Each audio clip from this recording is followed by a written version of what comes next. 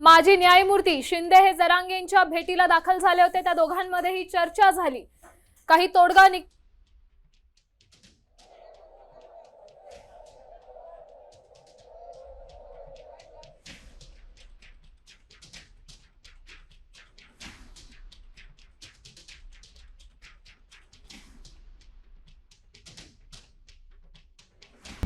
आता isakal.com आहे देशातील नंबर 1 ची मराठी न्यूज वेबसाईट। प्रत्येक अपडेटसाठी isakal.com ला नक्की भेट द्या।